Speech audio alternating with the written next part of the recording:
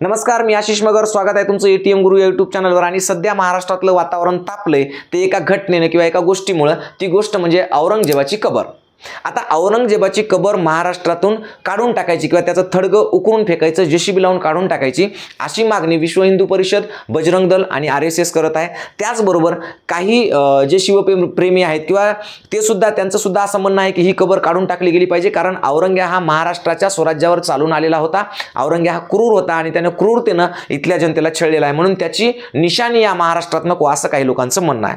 तर काही लोक असं म्हणत आहेत की आता नेमकंच हिंदू मुस्लिम यांच्यामध्ये संघर्ष व्हावा आणि हा संघर्ष पेटता राहावा, म्हणून हे औरंगजेबाच्या कबरीचं किंवा थडग्याचं आता प्रकरण उकरून काढलं जात आहे. पण मुळात हे प्रकरण पहिलंच आहे का असं नाही.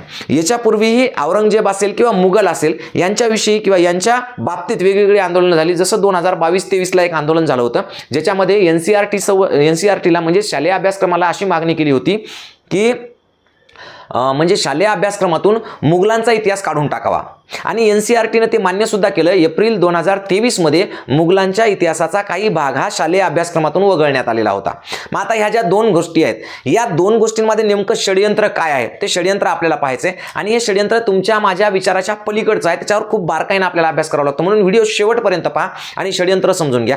बघा, तुम्हाला काही जणांना असं वाटत असेल की औरंगजेब वाईट होता, वाईट प्रवृत्तीचा होता, तो महाराष्ट्रावर चालून आला होता किंवा स्वराज्यावर चालून आला होता, मराठ्यांचा सगळ्यात मोठा शत्रू होता, म्हणून त्याची कबर महाराष्ट्रात नको असं वाटणं साहजिक आहे, कारण आपल्याला त्याच्याबद्दल तेवढी चीड आहे. सगळ्याच लोकांना चीड आहे, या महाराष्ट्रातल्या भूमीतल्या प्रत्येकाला औरंगजेबाची तेवढी चीड आहे. आता दुसरी महत्त्वाची गोष्ट अशी आहे की काही लोकांना असं वाटतं की NCERT मधून जे मुघलांचा अभ्यासक्रम वगळला किंवा मुघलांचे जे धडे होते काही ते धडे काढून टाकले, हे सुद्धा खूप चांगलं केलं. कारण ज्या मुघलांनी परकीय भूमीतून येऊन आपल्या देशावर आक्रमण केलं, आपला देश जिंकला, या देशावर सत्ता गाजवली, आणि ही सत्ता गाजवत असताना इथल्या ज्या मूळ भूमिपुत्रांचा अनियमित असा अत्याचार, छळ केलेला आहे, त्यांच्यावर अत्याचार केलेला आहे, म्हणून त्याचे धडे नसावेत असंही वाटणं साहजिक आहे. पण या दोन्ही गोष्टीच्या मागे एक खूप मोठं षडयंत्र आहे. बघा, षडयंत्र असं आहे की जर समजा तुम्ही NCERTच्या अभ्यासक्रमातून मुघल काढून टाकला किंवा औरंगजेब काढून टाकला, तर तुम्ही छत्रपती शिवाजी महाराज कसे शिकवणार? म्हणजे छत्रपती शिवाजी महाराजांनी सुरतेवर स्वारी केली, सुरत लुटली, स्वारी केल्यानंतर जर समजा तुम्ही औरंगजेब किंवा त्याचा इतिहास मुघलांचा काढून टाकला की सुरत हे मुघलशाहीतलं सगळ्यात मोठं व्यापारपेठ होती किंवा मोठी बाजारपेठ होती, आणि ती जर आपण त्याचा इतिहासातून तो संदर्भच काढून टाकला, तर छत्रपती शिवाजी महाराजांची सुरतेवरची स्वारी तुम्ही कसं शिकवणार? हा मूळ मुद्दा इथं राहतो. याच्याही पुढे जाऊन आणखी सांगतो की 1665ला तह झाला पुरंदरचा, त्याच्यामध्ये 23 किल्ले आपण औरंगजेबाला दिले, पण त्यानंतर औरंगजेबाकडून आपण ते 23ला 23 किल्ले परत जिंकून घेतले. आणि तो जो जिंकून परत घेण्याचा किल्ल्याचा जो पराक्रम होता, तो पराक्रम तुम्ही कसा शिकवणार? जेव्हा औरंगजेबाने धोक्याने छत्रपती शिवाजी महाराजांना अटक केली आणि आग्र्यामध्ये ठेवलं, तेव्हा आग्र्यातून जी सुटका केली छत्रपती शिवाजी महाराजांनी स्वतःची, ती अत्यंत प्रेरणादायी आहे. आणि कितीही मोठं संकट आलं तर त्या संकटातून आपण बाहेर पडू शकतो, हा एकमेव विश्वास त्या घटनेतून आपल्याला दिला जातो. ती घटना आपण कशी शिकणार जर मुघलांचा इतिहासच काढून टाकला तर? आणि आता जे कबरीचं चालू आहे की खुलताबाद इथे, संभाजीनगर इथे खुलताबाद जिथं कबर आहे औरंगजेबाची, ती कबर उकरून फेकून द्या.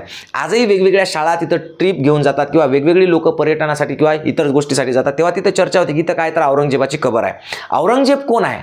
तर औरंगजेब म्हणजे ज्याला आलमगीर व्हायचं होतं. आलमगीर म्हणजे काय, तर संपूर्ण जग त्याच्या म्हणजे हातात असलं पाहिजे, म्हणजे सगळ्या जगाचा त्याला राजा व्हायचं होतं, आणि तेवढी त्याची ताकद होती, शक्ती होती, तेवढं सगळं त्याच्याकडे होतं.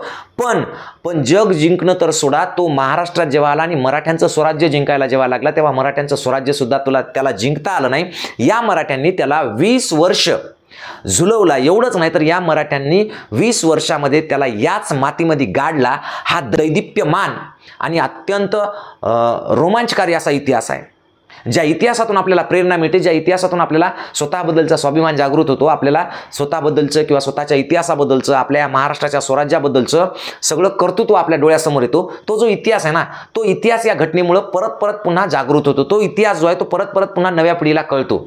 जेव्हा कोणी तिथं जातं आणि ही औरंगजेबाची कबर आहे म्हणतात, तेव्हा औरंगजेबाचं इथं का गाडल्या गेलं औरंगजेबाला, याचं उत्तर एकच मिळतं, ते म्हणजे स्वराज्यासाठी. तो स्वराज्यावर चालून आला होता आणि या स्वराज्याच्या राजाने छत्रपती शिवाजी महाराज असतील, संभाजीराजे असतील, त्यानंतर राजाराम महाराज असतील, राणी ताराबाई असतील, ह्या सगळ्या लोकांनी औरंगजेबाला 20 वर्ष सळो की पळो करून सोडलं होतं. ज्याला जग जिंकायचं होतं, त्याची माती या महाराष्ट्रात झाली, त्याला या महाराष्ट्रात गाडलं.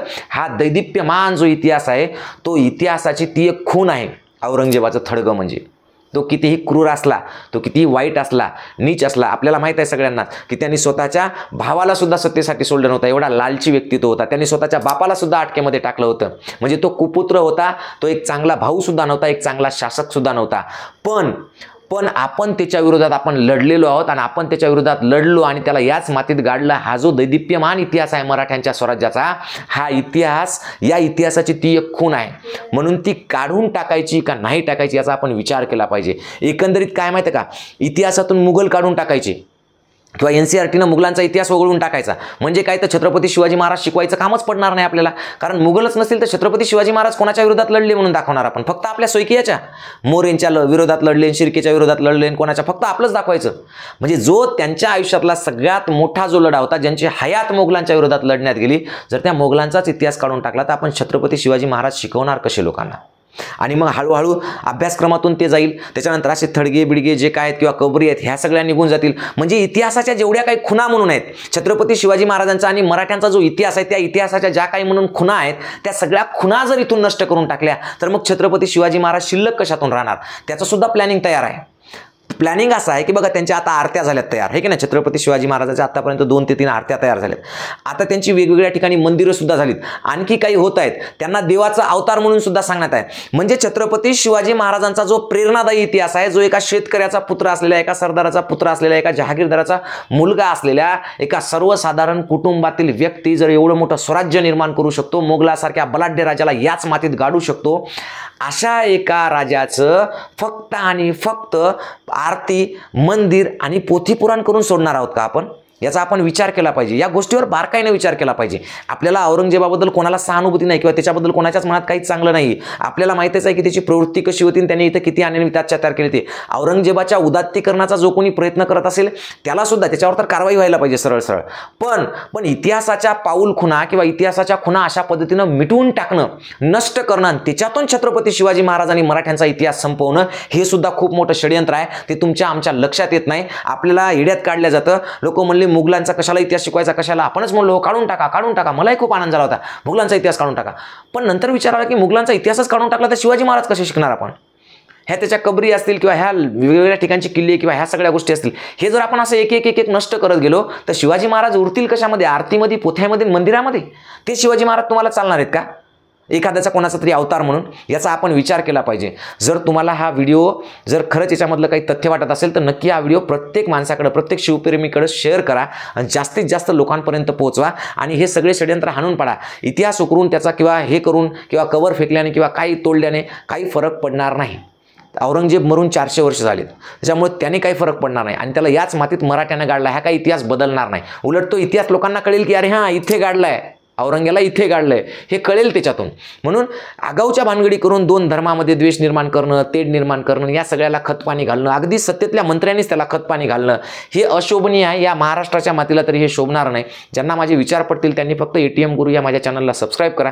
सगळ्यात महत्त्वाचं म्हणजे आपल्याकडे आता नवोदय 2026ची बॅच चालू झालेली आहे. मराठी व्याकरणची एक बॅच आहे. तुम्हाला पैसे लागणार नाहीत, काय नाही. तुम्ही फक्त ATM गुरु एज्युकेशन हे ॲप घ्या आणि गोर गरीब सगळ्या जनतेला अगदी मोफतपणे तुम्हाला शिकण्याची संधी मिळून घ्या. म्हणून परत एकदा सांगतो, ATM गुरु एज्युकेशन हे ॲप प्ले स्टोअरला जाऊन डाउनलोड करून घ्या आणि 2026ची नवोदयची बॅच तुम्ही घेऊ शकता त्याच्यातून आणि मराठी व्याकरण सुद्धा घेऊ शकता. ठीक आहे, थांबतो इथं. धन्यवाद. जय जिजाऊ, जय शिवराय.